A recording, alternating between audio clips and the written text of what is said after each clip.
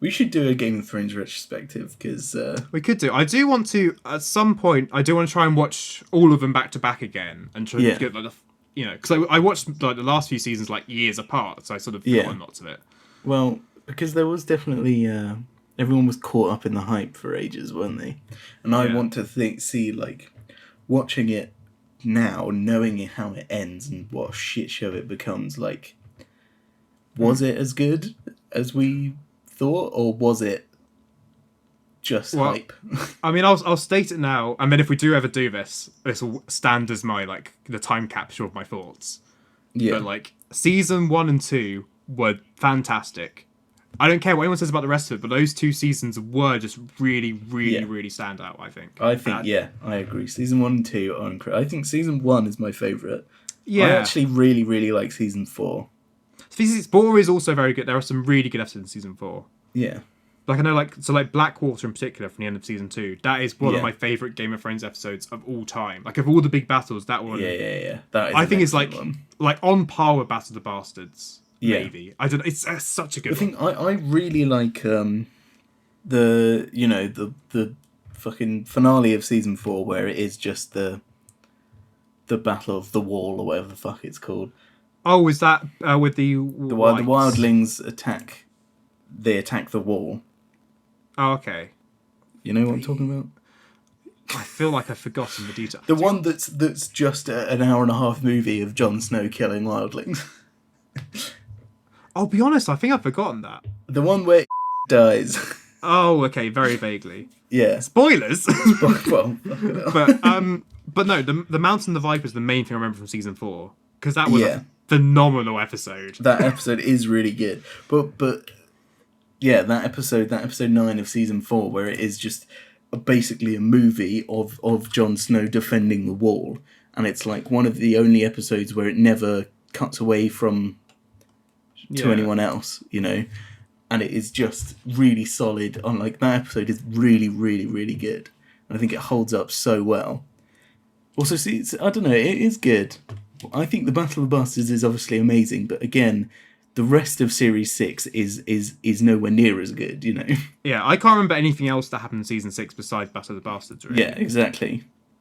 I remember there being some bullshit about Jon Snow coming back to life, but Oh yeah, which is. Ugh. Oh, do you know what else was great in season 4? yeah, I can't remember. Well, Brienne versus the Hound. That was a really good scene as oh well. yes, that is very, very good. Game of Thrones. Well, also the slight aside about Game of Thrones now because we're on this, but like Yeah, what I think part of the reason why I think it appeals so well compared maybe to other like medieval fantasy stuff yeah, is because there's so many different plots and so many different characters, and they all combine in various Yes. ways. And also in every episode, you get lots of different things. There's never just very rarely one episode on just one set of people. yeah. So no matter what you're interested in terms of like your storytelling or fiction, there's normally one plot line that will appeal to you, and every episode will normally have a bit of that plot line. So Yes, you know, I do like that.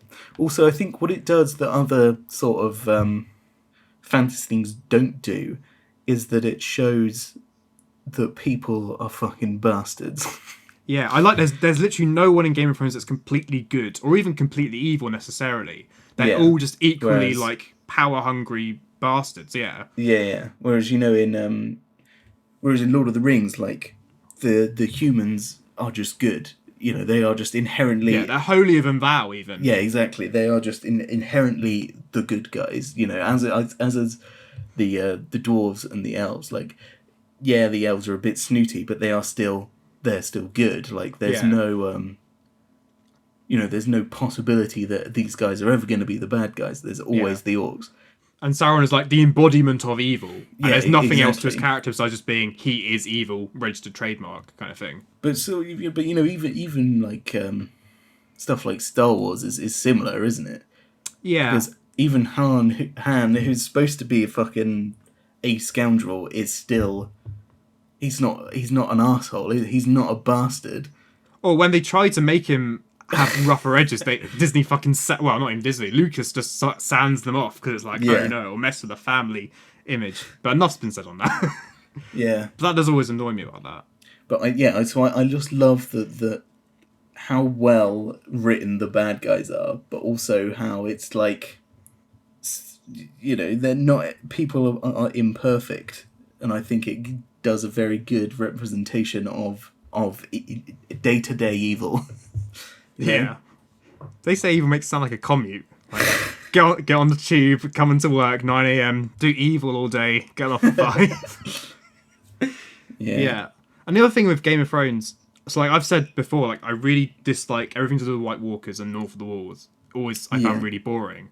But like, I mean, I've already made that point. I was gonna say like there's always like everything else about it is still there, and yeah. it's still like But I like the politics stuff, but also I yeah, like the most interesting stuff about Jon Snow is the stuff with the wildlings, more so yeah, than the White Walkers. Like obviously the White Walkers are a big part of it, but what makes me love him and his character is that he wants to save everyone, even though they're wildlings and some of them are fucking cannibals and they kill everything and and I feel like that's an interesting thing about seeing the other side and how he falls in love with one of them and all yeah. that.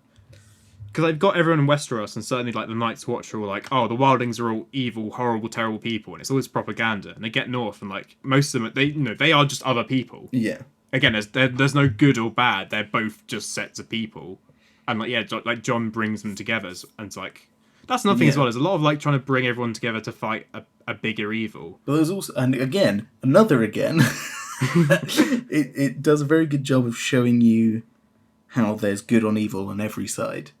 Yeah, Because like it would be very easy, and if it was Lord of the Rings, the Night's Watch would just all be very good, all be very honourable, all be the perfect watchmen who never stray from their post, who are just the good guys, and yeah, versus the forces of evil. But it shows consistently that while some of them are very true and good people, there's also there's fucking loads of evil fuckers in there as well.